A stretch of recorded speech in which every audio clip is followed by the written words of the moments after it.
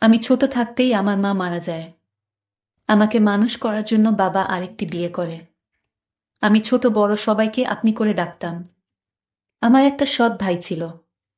আমার সৎ ভাইয়ের চরিত্র তেমন একটা ভালো ছিল না। একদিন আমার সৎ ভাই আমাকে তার বন্ধুর বাসায় নিয়ে। তাহলে শুনুন আমার বাস্তব জীবনের গল্পটা। আমার নাম টিনা আক্তার। গরিব পরিবারের মেয়ে আমি। বাবা কৃষি কাজ করে, টিনা পড়ালেখায় অনেক ভালো, তাই পড়ানোর আগ্রহটা ও বেশি। টিনাকে পড়াতে চাই, তাই তো কষ্ট করে হলে ও ভার্সিটিতে ভর্তি হয়েছে। আজই গ্রাম থেকে এসেছে, এসেই এমন এক অবস্থায় পড়েছে। টিনা দেখতে অসম্ভব সুন্দর, অনেক নরম মনের, যখন তখন যাকে তাকে বিশ্বাস করে ফেলে। লেখাপড়া ছাড়া আর কোনো কিছু বুঝে না। গরিব হলেও অনেক আদরের টিনা সবার চোখের মণি। কিন্তু টিনার বাবার পক্ষে এত টাকা জোগাড় করা কষ্ট হচ্ছিল। কোথায় থেকে এত টাকা আনবে? মেয়েটার বড় ইচ্ছা কলেজে লেখাপড়া করে বড় কিছু হওয়ার। কিন্তু আমার তো নুন আনতে পান্তা পুরাই। আমার বাবা রাত দিন পরিশ্রম করে আমার লেখাপড়ার খরচ বের করত। কিন্তু বাবার কষ্ট আমার কিছুতেই সহ্য হতো না। আমি বাবাকে বললাম, বাবা, আমার জন্য তোমার এত কষ্ট করতে হবে না। আমি লেখাপড়ার খরচ আমি নিজেই বের করতে পারবো। বাবা বলল, তুই কেমন পারবি? বাবা, তুমি কোনো চিন্তা করো না, শুধু আমার প্রতি দোয়া রাখো। আমি ভার্সিটিতে পড়ালেখা করব বাবা। এটা আমার স্বপ্ন। আমার একটা ছোট ভাই ছিল। আমার মা ছোটবেলায় মারা যান। কিন্তু আমার বাবা আরেকটি বিয়ে করেন। কারণ সংসারে রান্নাবাড়া করার মতো কোনো লোক ছিল না। আর তাই বাধ্য হয়ে বাবা বিয়েটা করল। আমার ছোট মাও আমাকে খুব ভালোবাসেন, নিজের মায়ের মতো আমিও দেখি। কিন্তু আমার একটা ছোট ভাই ছিল, তার নাম জিসান। সে লেখাপড়ায় খুবই কাঁচা। লেখাপড়া না করে সারাদিন আড্ডা মারে বন্ধুদের সাথে। লেখাপড়ার প্রতি তার কোনো আগ্রহ নেই। আমার ছোট ভাইয়ের কোনো মতলব ভালো না। সে কিছুদিন আগে বন্ধুদের সাথে ঝগড়া করেছে। একটা ছেলেকে মেরেছে। কিন্তু এই ছেলের চিকিৎসার সমস্ত খরচ আমার বাবার বহন করতে হয়েছিল। আমার বাবার কথার অবাধ্য থাকতে সবসময়। আমি এত ভালো লেখাপড়া করি, তার প্রশংসা শুনলে তার মাথা নিচু হয়ে যেত। আমার প্রশংসা সে কিছুতেই সহ্য করতে পারত না। কারণ আমি তার ছোট বোন ছিলাম। নিজের আপন বোন হলে আজ সে খুশি থাকত হয়তো। যাই হোক, আমার সৎ ভাই কিছুদিন পর একটা মেয়েকে পছন্দ করে। তাকে সে বিয়ে করতে চায়।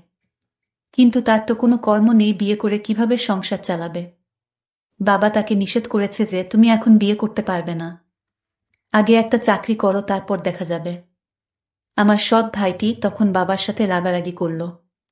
বলল, ওই মেয়েকে না পেলে সে বাঁচবে না, নিজেও মরে যাবে, আর কত কি বলতে লাগলো। আমার ভাই বাবার সাথে রাগ করে বাড়িতে থেকে চলে গেল। একটা বেসরকারি প্রতিষ্ঠানে চাকরি নিল আমার ছোট ভাই। এর মধ্যে মেয়েটির বিয়ে হয়ে যায় অন্য জায়গায়। যার জন্য সে চাকরি নিল তাকেই পেল না। আমি তাকে সান্ত্বনা দিলাম, ভাইয়া, আমি তোমাকে এর চেয়ে ভালো মেয়ে আমার ভাইয়ের জন্য নিয়ে আসব। সে তখন আমায় বলল, আপু, তোরে একটা কথা বলি। আমি বললাম, কি কথা ভাইয়া? জিসান বলল, আমি তোর লেখাপড়ার সমস্ত খরচ আমি দিব। আমি তোর স্বপ্ন পূরণ করব। এই কথাটা শুনে আমার ভালো লেগেছিল। কিন্তু হঠাৎ এত মায়া আমার জন্য কেন হলো? তা নিয়ে আমার মনে কৌতূহলের সৃষ্টি হলো। আমি বললাম, ভাইয়া থাক, তোমার কষ্টের টাকা দিয়ে আমার লেখাপড়া করতে হবে না। ভাইয়া তখন বলল, তাহলে তুই আমাকে পর ভাবিস। আমি তার উত্তরে বলেছিলাম, পর ভাববো কেন, তুমি তো আমার ভাইয়া। কিন্তু আমার খুব স্বপ্ন ছিল কলেজে লেখাপড়া করার। আর তাই রাজি হলাম ভাইয়ার কথায়। ভাইয়া বলল, তুমি রাজি হয়েছ, আমার টাকায় লেখাপড়া করবে। তবে আপু, আমার একটা কথা তোমার শুনতে হবে। আমি বললাম, কি কথা শুনতে হবে? তখন সে বলল, পরে বলবো। তবে আমি যা বলি তাই তোমার শুনতে হবে আপু। আমি বললাম, ঠিক আছে, আগে কলেজে ভর্তি হওয়ার টাকা দাও, তারপর দেখি। তখন আমার ভাইয়া ভার্সিটিতে ভর্তি হওয়ার জন্য টাকা দিল। আমি কলেজে ভর্তি হলাম। আমার এত ভালো লাগছিল, আমি লেখাপড়া করব, ভালো একটা চাকরি করব। আমি ভার্সিটিতে যেদিন প্রথম পা রাখলাম, আমি এত বড় ভার্সিটি দেখে অবাক হয়ে তাকিয়ে দেখছে, আর ভাবছে এত বড় ভার্সিটিতে পড়ব। আমি চারপাশে দেখছে, আর খুশি মনে হাঁটছে। কত ছাত্রছাত্রী ঘুরে বেড়াচ্ছে আশেপাশে, বড় বড় বিল্ডিং। রাস্তা দিয়ে হেঁটে যাচ্ছে আর স্বপ্নের রাজ্যের কথা ভেবে চলেছে। একটু পর পর চোখের চশমাটা ঠিক করছে, এটা তিনার একটা অভ্যাস ধরতে গেলে। তিনার ইচ্ছে ছিল এমন বড় ভার্সিটিতে লেখাপড়া করার, আজ তা পূরণ হতে যাচ্ছে ভাবতেই খুশি লাগছে। হঠাৎ কারো সাথে ঠাস করে করে ধাক্কা খেয়ে নিচে পড়ে গেলাম। স্বপ্নের কথা ভাবতে ভাবতে একটু বেশি অন্যমনস্ক হয়ে গেছিলাম।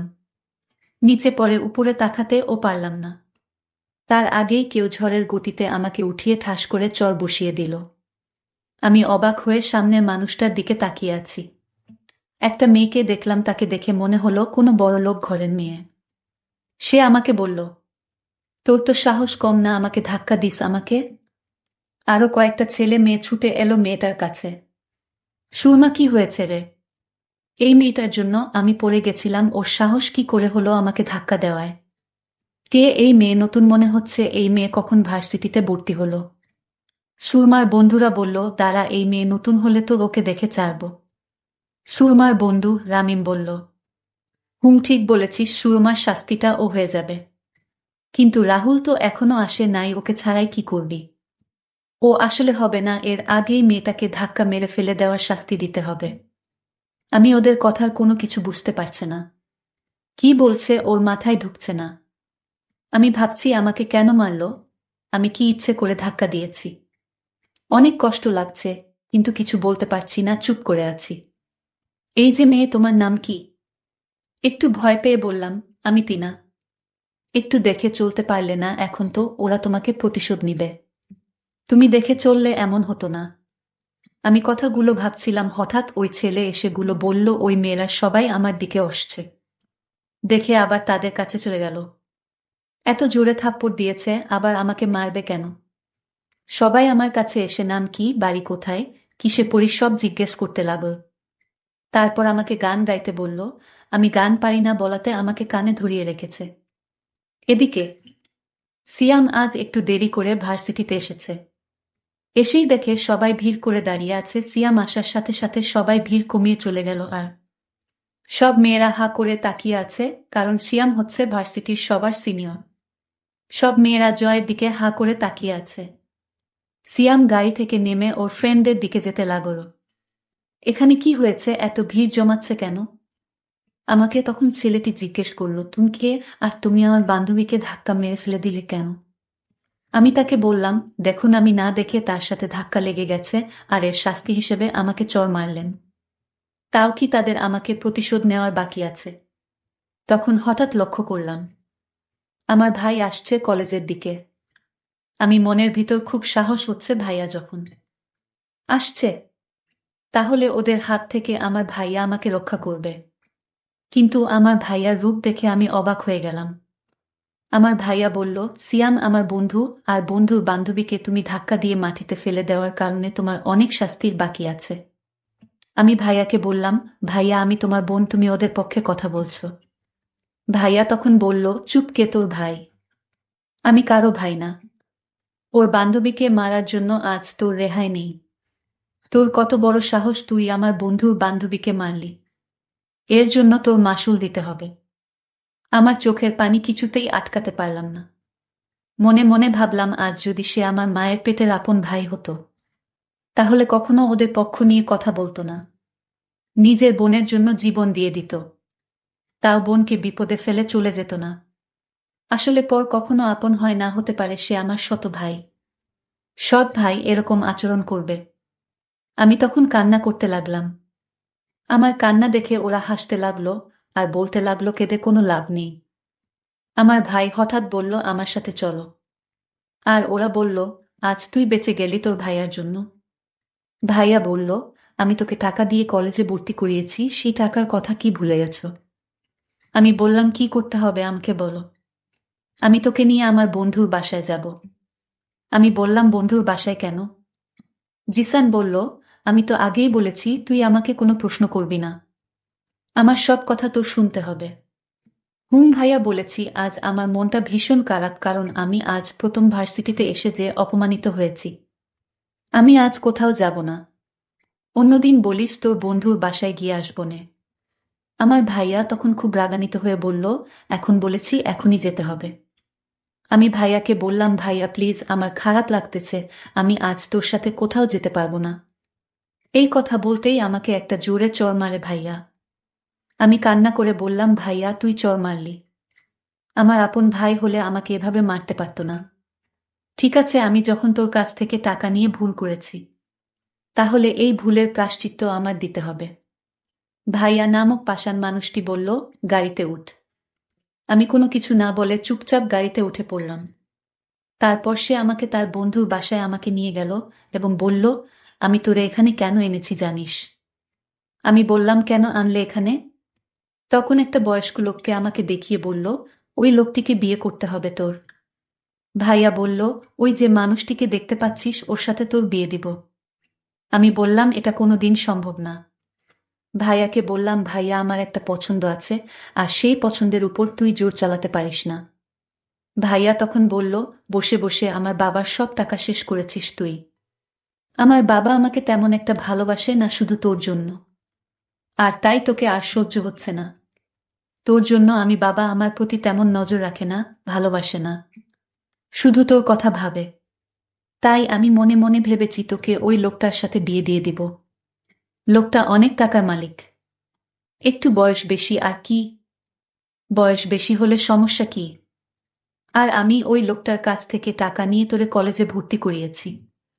আমিও অনেকদিন যাবত তার কাছ থেকে টাকা নিয়ে চলেছি। আমি তখন ভাইয়াকে বললাম, এই লোকের সাথে আমার বিয়ে দিলে আমার জীবনটা শেষ হয়ে যাবে। ভাইয়া প্লিজ। ভাইয়া তখন বলল, আমি কোনো চাকরি করিনি। চাকরি আমার মিথ্যা বানানো নাটক ছিল। আমি তখন আমার ভাইকে একটা থাপ্পড় মেরে বললাম, এই তোর প্ল্যান ছিল। আমি কোনো মতে এখান থেকে পালিয়ে আসলাম। বাবার কাছে কান্না করে সব বলে দিলাম। বাবা তখন আমায় সান্ত্বনা দিয়ে বলল, আজ তোর মা বেঁচে থাকলে এমনটা হতো না। তোর ভাই টাকার কাছে বিক্রি হয়ে গিয়েছে। যে ভাই টাকার লোভে পড়ে নিজের বোনকে একটা বয়স্ক লোকের সাথে বিয়ে দিতে চায়, সে তো ভাই না। তোর ভাই নিজের স্বার্থের জন্য তোকে কলেজে ভর্তি করল। ও দিন দিন ও আরো অভদ্র হয়ে যাচ্ছে। আমি বাবাকে বললাম, বাবা তুমি ওকে এখন কিছু বলো না। ওকে ভালো করার দায়িত্বটা আমার হাতে তুলে দাও। ওকে কিভাবে ভালো করতে হবে তা আমার জানা আছে। আজ যদি আমি ওর আপন বোন হতাম তাহলে আমার সাথে এই নাটকটা করতে পারত না। বন্ধুরা, সময়ের স্বল্পতার কারণে আজকের গল্পটি শেষ করতে পারিনি, এই জন্য সবার কাছে আন্তরিকভাবে দুঃখিত। এর পরের পার্ট আগামীকাল আপলোড দেওয়া হবে। সেই পর্যন্ত সবাই ভালো থাকবেন, ধন্যবাদ।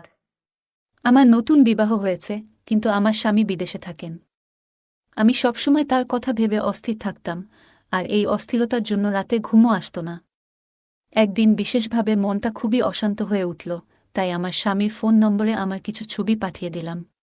কিন্তু সেই ছবি ভুল করে আমার ভাতিজা কুনালের নম্বরে চলে গেল। ছবি দেখে সে একটু থমকে গেল, আর এরপর সে হঠাৎ আমার ঘরে এসে উপস্থিত হল। তারপর সে আমাকে, বন্ধুরা আজকের গল্পটা অনেক বেশি স্পেশাল, আশা করছি তোমাদের ভালো লাগবে। গল্পগুলো ভালো লাগলে ভিডিওটি লাইক, শেয়ার এবং চ্যানেলটি সাবস্ক্রাইব করো প্লিজ। রাতে আমার মন আরও অস্থির হয়ে উঠল, তাই আমি আমার স্বামী রাহুলকে ফোন করে জিজ্ঞেস করলাম, কবে আসবে তুমি, কারণ সে অনেক দিন ধরে বিদেশে রয়েছে। রাহুল জানালো যে এখনই ছুটি পাচ্ছে না, কিছু মাস আরও লাগবে। আমি শুনে বেশ চিন্তিত হয়ে পড়েছিলাম। আমি জিজ্ঞেস করলাম, তুমি ফিরে আসতে চাইছ না কেন? সে বলল, দয়া করে বুঝতে চেষ্টা করো, আমাদের পরিবারের পরিস্থিতি তখনই ভালো হবে যখন আমি কঠোর পরিশ্রম করব। যদি আমি ছুটি নিয়ে আসতে থাকি তাহলে আমার চাকরি হারানোর সম্ভাবনা রয়েছে। একটু অপেক্ষা করো, আমি খুব শীঘ্রই ফিরে আসব। শুনে আমার মন ভেঙে গেল, কিন্তু আমি তাতেও অটল ছিলাম। সে বলল, কেবল কিছু মাস অপেক্ষা করো। রাহুলের কথা শুনে আমি চুপ হয়ে গেলাম। বিবাহের ১.৫ মাস পরই রাহুল দুবাই চলে গিয়েছিল, আর এখন আমাদের বিয়ের ২ বছর হতে চলেছে। আমি অপেক্ষা করতে করতে পাগল হয়ে যাচ্ছিলাম। নতুন বিয়ে উপভোগ করার যে সব স্বপ্ন দেখেছিলাম, সবই ভেঙে গেছে। আমি কত স্বপ্ন দেখেছিলাম যে আমি আমার স্বামীর সঙ্গে বিভিন্ন স্থানে ঘুরব, আমরা একে অপরের সঙ্গে প্রেমের কথা বলব, আর প্রতিরাতে রাহুলের বাহুডলে কাটাব। কিন্তু সব স্বপ্ন কাচের মতো ভেঙে চুরমার হয়ে গেছে। রাহুলও তার হতাশার কথা বলত, সবসময় বলত যে সে আর থাকতে পারছে না এবং খুব শীঘ্রই বাড়ি ফিরে আসবে। তখন আমার মনে আশা জেগে উঠত যে খুব শীঘ্রই রাহুল ফিরে আসবে। কিন্তু অপেক্ষা করতে করতে ২ বছর পার হয়ে গেল এবং রাহুল এখনও ফিরে আসেনি। সে প্রতিবার নতুন নতুন অজুহাত দেখাতে লাগল। সে আমাকে সান্ত্বনা দিতে চেষ্টা করত, বলতো, পূজা, বুঝতে চেষ্টা করো। তোমার থেকে এবং পরিবারের সবার থেকে দূরে থাকা আমার জন্য সহজ নয়। কিন্তু যারা বিদেশে থাকে তাদের জন্য আয় রোজগার করাটা সহজ কাজ নয়। যদি ছুটি না পাই তাহলে কিভাবে আসব? বিয়ের পর থেকেই রাহুলের থেকে দূরে থাকছি। কঠিন হলেও নিজেকে বুঝিয়ে সময় কাটাচ্ছিলাম। কিন্তু যত দিন যাচ্ছিল আমার জন্য স্বামীর অনুপস্থিতিতে থাকা আরও কষ্টকর হয়ে উঠছিল। আমার সমস্ত আবেগই রাহুলের জন্য ছিল, আর বিবাহের সেই অল্প কিছু সময়ে যে ভালোবাসা সে আমাকে দিয়েছিল তাতে আমি যেন তার প্রেমে একেবারে মগ্ন হয়ে পড়েছিলাম। ওর ছাড়া এক মুহূর্ত কাটানো আমার পক্ষে কল্পনা করা কঠিন হয়ে পড়েছিল। কিন্তু রাহুল বিয়ের ১.৫ মাস পরেই বলল, আমি দ্রুত ফিরে আসব। আমরা একসঙ্গে নতুন একটি জায়গায় থাকব। কিন্তু বিয়ের পর মাত্র ১.৫ মাস একসঙ্গে থাকার পর থেকেই আমি একা।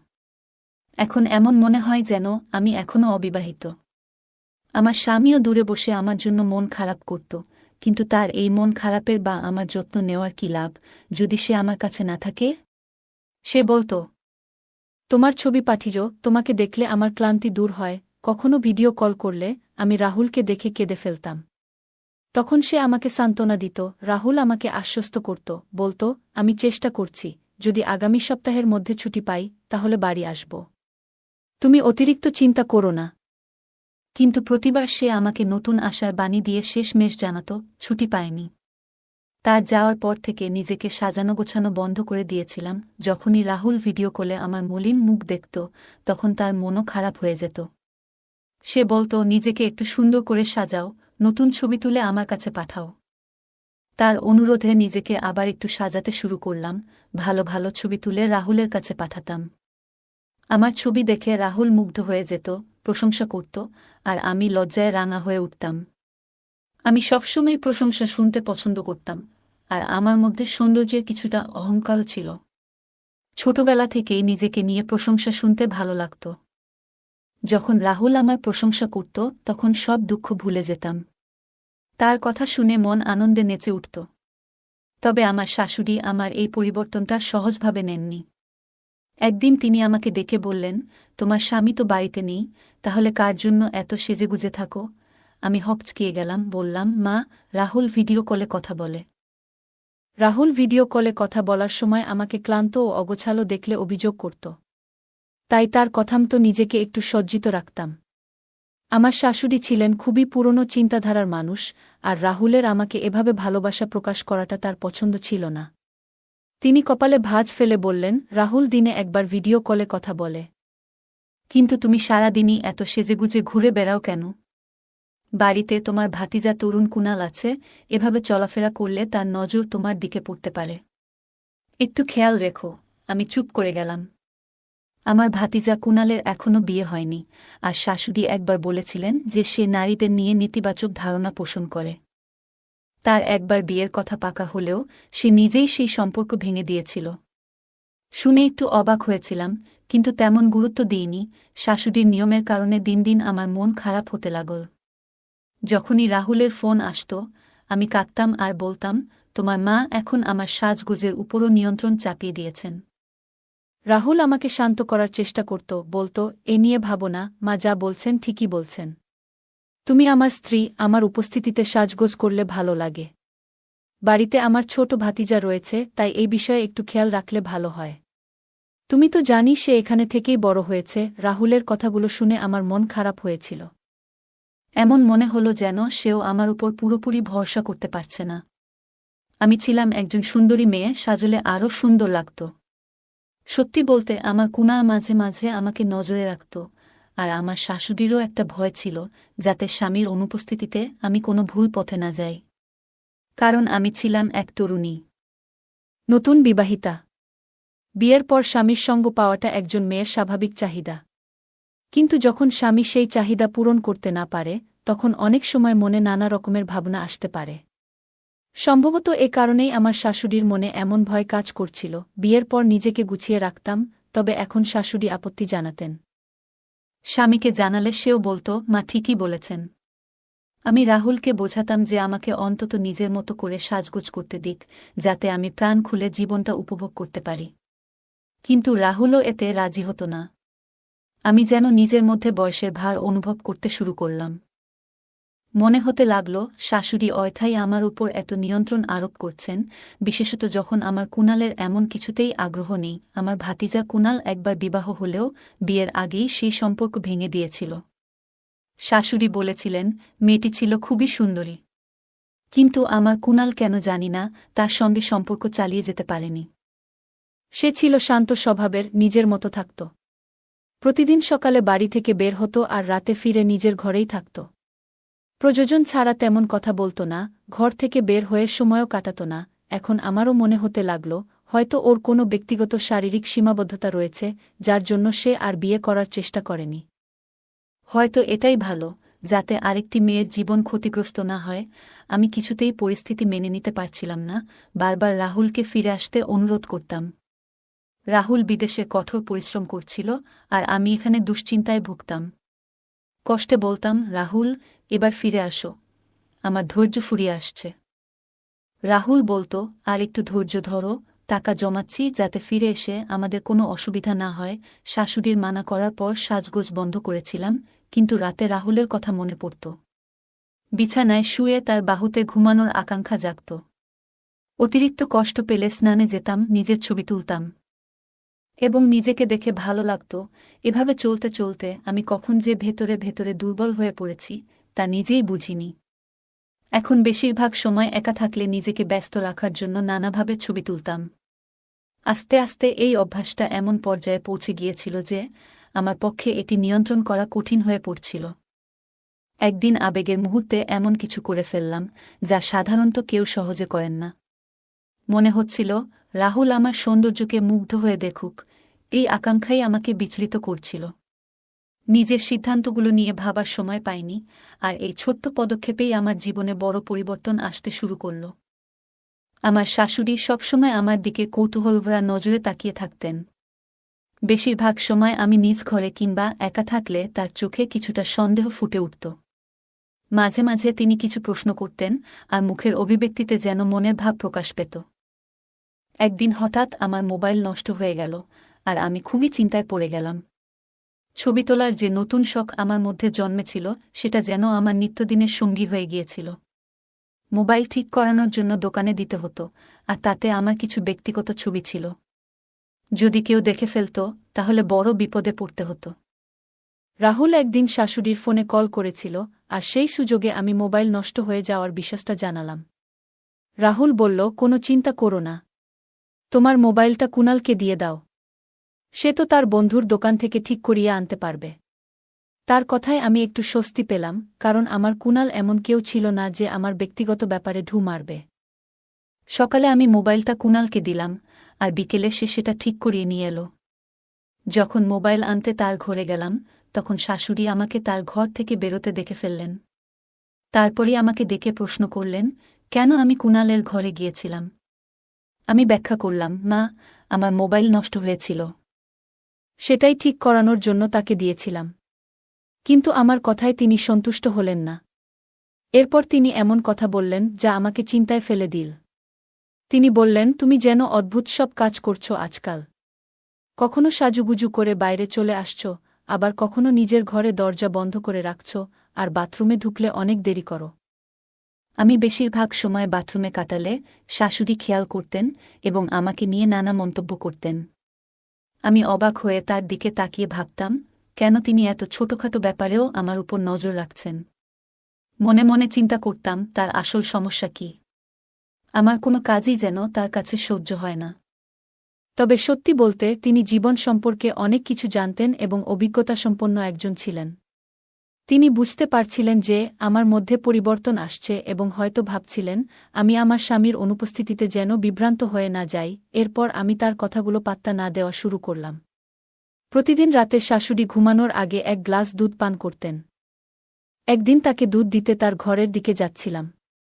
দরজার কাছে পৌঁছে হঠাৎ ভেতরে কথা শোনা গেল এবং অবাক হয়ে শুনলাম যে আমার নামও আলোচনা হচ্ছিল। আমি চুপ করে দরজার বাইরে দাঁড়িয়ে থাকলাম। ভেতরে শাশুড়ি আর কুণাল দরজা বন্ধ করে গোপনে কথা বলছিলেন, আর তাদের কথাগুলো শুনে আমি স্তব্ধ হয়ে গেলাম। মনে হচ্ছিল তাদের কথাগুলো ভীষণ বিস্ময়কর ও অপ্রত্যাশিত ছিল। কিছুক্ষণের জন্য আমার ইচ্ছে হলো ভেতরে ঢুকে কথা বলি, তবে মিথ্যে ঝামেলা বাড়াতে চাইনি। আমি খুব চিন্তিত হয়ে নিজের ঘরে এসে মাথা ধরে বসে পড়লাম। এইসব ভাবতে ভাবতেই পাগল হয়ে যাচ্ছিলাম। আমি সবসময় আমার কুণালকে সোজাসাপটা একজন মানুষ মনে করতাম, কিন্তু আমি জানতাম না তার মধ্যে এমন কিছু ভাবনা থাকতে পারে। লজ্জায় আমার অবস্থা খারাপ হয়ে যাচ্ছিল, স্বামীকে এসব জানাতে লজ্জা লাগছিল, রাতটা পুরোপুরি টেনশনে কেটেছিল। ঘুম না আসায় মোবাইলটা হাতে নিয়ে নিজের একটা ছবি দেখতে লাগলাম। মনে হঠাৎ খেয়াল এলো, এই ছবিটা আমার স্বামীকে পাঠাই। পরের মুহূর্তেই একটা সুন্দর আমার স্বামী রাহুলের নম্বরে পাঠিয়ে দিলাম। কিন্তু পরক্ষণেই বুক ধক করে উঠল, কারণ ভুলবশত ছবিটা আমার ভাতিজা কুণালের নম্বরে পাঠিয়ে ফেলেছিলাম। সময় দেখলাম রাত তখন 2টা। ভাবলাম এই সময় নিশ্চয়ই আমার কুণাল ঘুমিয়ে আছে, কিন্তু সকাল পর্যন্ত অপেক্ষা করতে পারব না। যদি সে জেগে ওঠে আর ছবিটা দেখে ফেলে, তবে তার সামনে চোখ তুলতে পারব না। ছবি এমন কিছু ছিল না যা অন্য কেউ দেখলে ভালো লাগত। আমার কিছুই বুঝে উঠতে পারছিলাম না কি করব। ঘরে পায়চারি করতে লাগলাম, চিন্তা করতে করতে মাথা কাজ করা বন্ধ করে দিচ্ছিল। আমার মনে তখন একটাই ভয়, যদি সেই ছবিটা আমার কুণালের ফোনে থেকে যায়, তবে একেবারে অপ্রস্তুত পরিস্থিতি তৈরি হবে। যদিও নিজের ফোন থেকে আমি ছবিটা ডিলিট করে দিয়েছিলাম, কিন্তু এই প্রযুক্তির যুগে ডিলিট করা ছবি আবারও দেখা যেতে পারে। ভাবলাম কুণালের ঘরে গিয়ে সরাসরি তার ফোন থেকে ছবিটা মুছে ফেলা যায় কিনা। তবে এমন কিছু করলে হয়তো সে আমাকে ভুলভাবে দেখবে। তবু সাহস করে ঘর থেকে বাইরে তাকালাম। পুরো বাড়িতে তখন এক অদ্ভুত নিস্তব্ধতা। সবাই নিজ নিজ ঘরে নিশ্চিন্তে ঘুমিয়ে আছে, আর আমার মন পুরোপুরি অশান্ত। কুণালের ফোন থেকে ছবি ডিলিট না করা পর্যন্ত যেন মনে শান্তি পাচ্ছিলাম না। অবশেষে ধীরে ধীরে পায়ে হেঁটে কুণালের ঘরের দিকে এগোলাম। বুকটা ভয় আর উৎকণ্ঠায় জোরে জোরে ধুকপুক করছিল। যদি শাশুড়ি বা শ্বশুর আমাকে এভাবে দেখে ফেলে, তাহলে সন্দেহ করবে। নিঃশব্দে পা ফেলে কুণালের ঘরের দরজার কাছে পৌঁছলাম। ঘরটা ছিল অন্ধকার। কুণাল নিশ্চিন্তে বিছানায় ঘুমিয়ে আছে। আমি আস্তে আস্তে পায়ের শব্দ না করে বিছানার পাশে গিয়ে দাঁড়ালাম। ভাগ্যক্রমে তার মোবাইলটা হাতের কাছে ছিল। হাতে নিয়ে দেখলাম ফোনে ফিঙ্গারপ্রিন্ট লক দেওয়া। তখন হঠাৎ কুণালের দিকে তাকিয়ে কি করব তা ভেবে অবাক হয়ে দাঁড়িয়ে রইলাম। আমি ভেবেছিলাম একটু চেষ্টা করলে হয়তো কুণালের ফোনের লকটা খুলতে পারব। গভীর ঘুমে থাকা কুণালের আঙুলটা ফোনের স্ক্রিনে লাগাতেই সঙ্গে সঙ্গে লক খুলে গেল। দ্রুত ছবি মুছে ফেলার জন্য ফোনের গ্যালারি খুললাম। কিন্তু গ্যালারি খুলতেই আমার মাথায় যেন বজ্রপাত হল। কারণ সেখানে শুধু ওই একটি ছবি নয়, আরও অনেকগুলো ছবি এবং ভিডিও ছিল, যা দেখে আমি হতবাক হয়ে গেলাম। এসব ছবিগুলো এমন ছিল যা আমি ব্যক্তিগত সময়েই তুলেছিলাম, যেগুলো কেউ দেখবে বলে কখনো ভাবতেও পারতাম না। আমি বিস্ময়ে ভরা চোখে কুণালের ফোনের দিকে তাকিয়ে রইলাম, আর আমার হাত কাঁপতে লাগল। মুহূর্তেই বুঝে গেলাম যে কিভাবে আমার কুণাল এসব ছবি তার ফোনে পেয়েছে। আমার গোপনীয়তা এভাবে ভেঙে যাওয়ায় মনে হচ্ছিল পায়ের তলায় মাটি সরে গেছে। আমি তো কুণালের ঘরে শুধু নিজের ছবি মুছে ফেলার জন্যই গিয়েছিলাম, কারণ ভেবেছিলাম যে সে এসব বিষয়ে আগ্রহী নয়। কিন্তু আসলে তার ফোনে আমার অনেক ব্যক্তিগত ছবি জমা ছিল। সেদিনের মতো একটা বড় ধাক্কা আগে কখনো খাইনি। আরও জানলাম যে সে আমার শাশুড়ির কাছে গিয়ে আমার নামে নানান বাজে কথা বলে, যেন আমার চরিত্র নিয়ে সন্দেহ তৈরি করতে চায়। তখন আমি জানতাম না যে আমার ভাতিজা কুণাল আমার ব্যক্তিগত ঘরের এবং বাথরুমের বিষয়ও জানে। তবে তার ফোনে নিজের ছবি দেখে বুঝতে পারলাম যে সে আমার সবকিছুই নজরে রেখেছিল। ছবিগুলো ডিলিট করতে করতে হঠাৎ আমার কুণাল ঘুম থেকে উঠে আমাকে দেখে হতভম্ব হয়ে গেল। সে আমার হাতে তার ফোন দেখে দ্রুত ফোনটা ছিনিয়ে নিল। বিরক্ত হয়ে জিজ্ঞেস করল, তুমি এই সময় আমার ঘরে কি করছ? তার ব্যবহার দেখে আমার রাগ বেড়ে গেল। বললাম, কিভাবে সাহস হয় আমার এই ছবিগুলো রাখার? আমি এই বাড়ির বউ। তুমি এত নিচু মানসিকতার কেমন মানুষ? সে হাসতে লাগল, যেন এসব তার কাছে মজার বিষয়।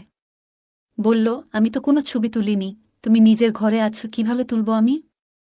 এ কথা শুনে আমি হতভম্ব হয়ে গেলাম, আর তার আসল উদ্দেশ্য তখন পুরোপুরি পরিষ্কার হয়ে গেল। কুণালের মিথ্যে কথা শুনে আমার রাগ আরও বেড়ে গেল। সে বলল, এই ছবিগুলো তুমি নিজেই তুলে আমাকে দিয়েছ। আমি রেগে বললাম, কিভাবে ভাবছ আমি এমন ছবি তোমাকে পাঠাবো? এরপর বললাম, যা হয়েছে হয়েছে, সব ছবি মুছে ফেলো, নইলে আমি সব বলবো। কিন্তু কুণাল নির্বিকারভাবে পানি খেতে লাগল, তার এই আচরণে আমার রাগ আরও বাড়ল। আমি জোর দিয়ে বললাম, এখনই আমার সামনে সব ছবি ডিলিট করো। কিন্তু কুনাল বলল, এই ছবিগুলো মুছব না। তোমার স্বামীকে সব বলবো যে তুমি বিশ্বস্ত নও। সে আমাকে ভয় দেখিয়ে বসে রইল।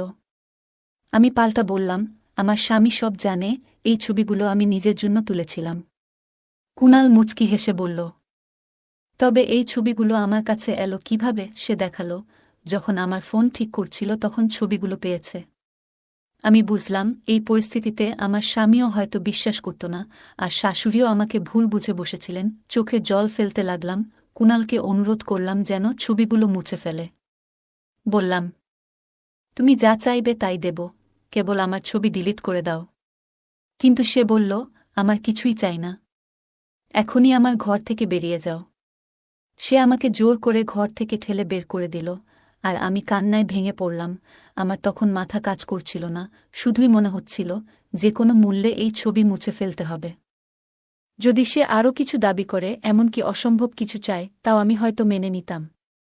কারণ আমার এই গোপন বিষয়টি স্বামীর কাছে গেলে সে আমাকে ছেড়ে দিটায়, এমন আশঙ্কাই ছিল সবচেয়ে বড় ভয়। তাই নিজের আত্মমর্যাদা ভুলে তার সব কথা মেনে নিতে প্রস্তুত ছিলাম, কিন্তু কুনাল আমাকে ঠেলে বের করে দেওয়ায় বুঝলাম, হয়তো তার আগ্রহ এসব বিষয়ে নেই। সত্যি যদি থাকত, তবে এই সুযোগটা সে হাতছাড়া করত না।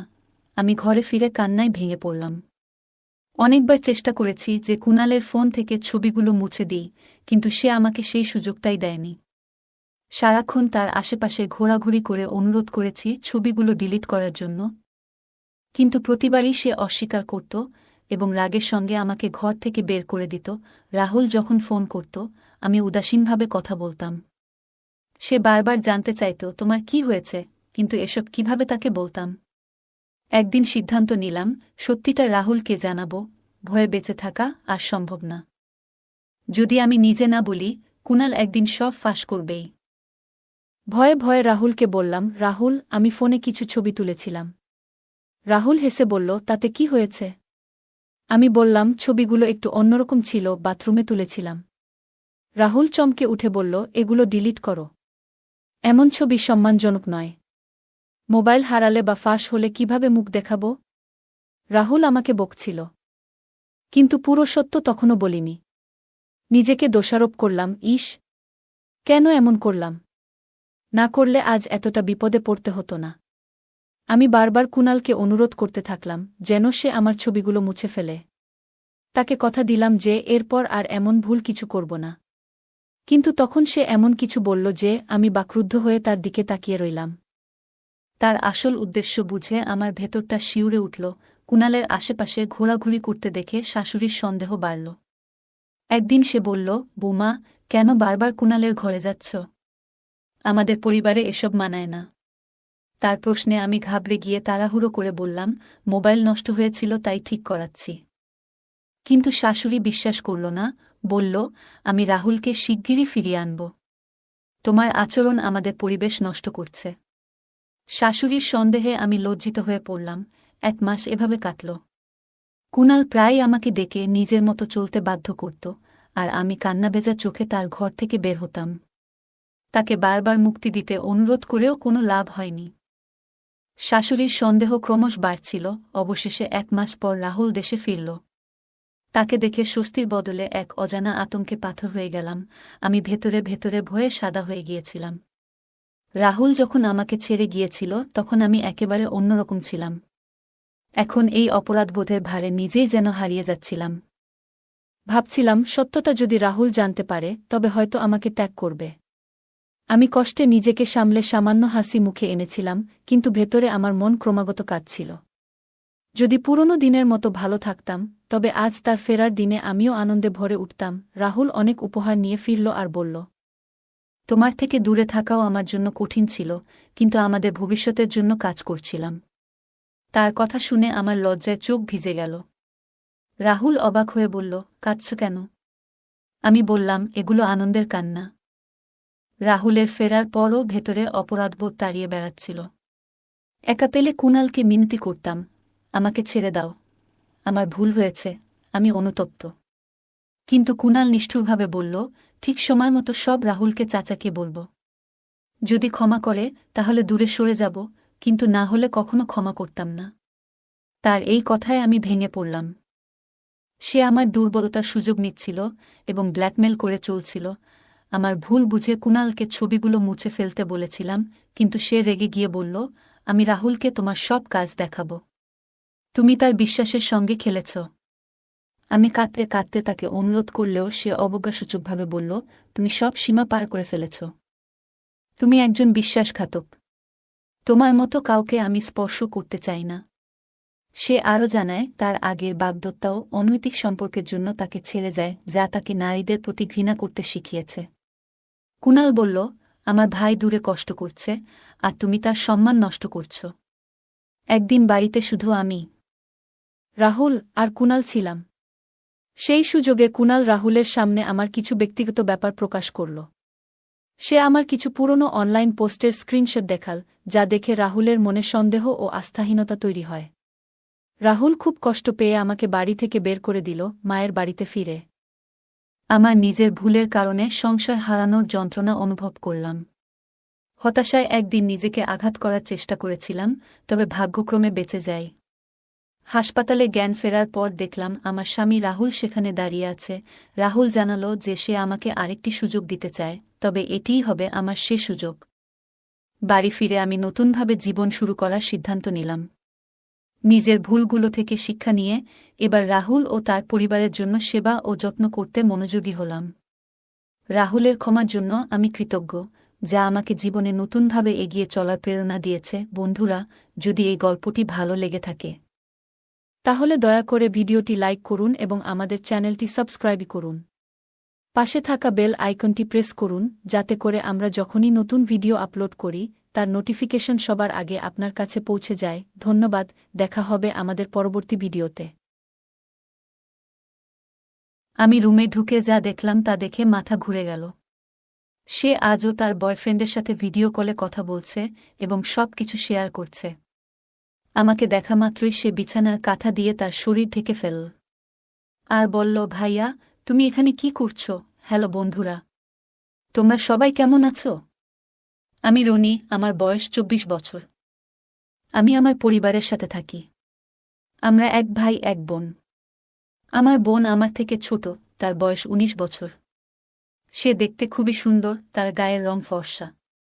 তার চেহারায় এক ধরনের মায়া আছে, তাকে যেন মায়াবী পরীর মতো দেখায়। ছেলেরা তাকে দেখলেই মুগ্ধ হয়ে যায়। আমার বন্ধুরা বহুবার বলেছে, তোর বোনের সাথে একটা প্রেম করিয়ে দে। তাদের এই ধরনের কথা শুনে আমার খুব রাগ হতো, কারণ এসব শুনতে আমার একেবারেই ভালো লাগত না। তবে পরে আমি নিজেই লক্ষ্য করলাম, কেন সবাই আমার বোনকে নিয়ে এত আগ্রহী। এতদিন আমি কখনো আমার বোনের দিকে এইভাবে খারাপ চোখে তাকাইনি, কিন্তু এখন বিষয়টা বুঝতে পারি। তখন বুঝতে পারলাম কেন ছেলেরা আমার বোনকে এত পছন্দ করে। এখন আমি আমার বোনকে ভিন্নভাবে দেখতে শুরু করলাম।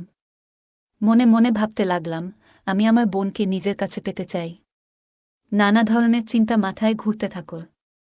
তাই একদিন ঠিক করলাম, আমি আমার বোনের সাথে ঘনিষ্ঠ সময় কাটাব। যদিও এটা সঠিক নয়, তারপরেও আমি তার সাথে ঘনিষ্ঠ হতে চাইলাম।